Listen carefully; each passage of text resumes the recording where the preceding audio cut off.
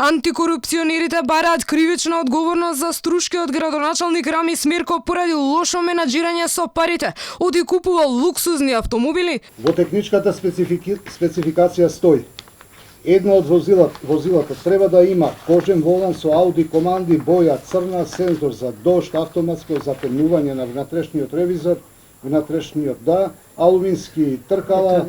Набавката на нови возила доаѓа во период кога Струга има други проблеми за решавање, набавка на нови камиони за противпожарна служба, комплетно решавање на проблемот со депонијата и водата за пиење.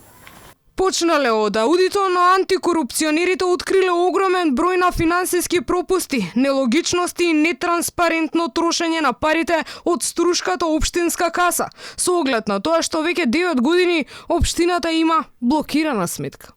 Општина Струга функционира со блокирана сметка од 17.2.2010 година.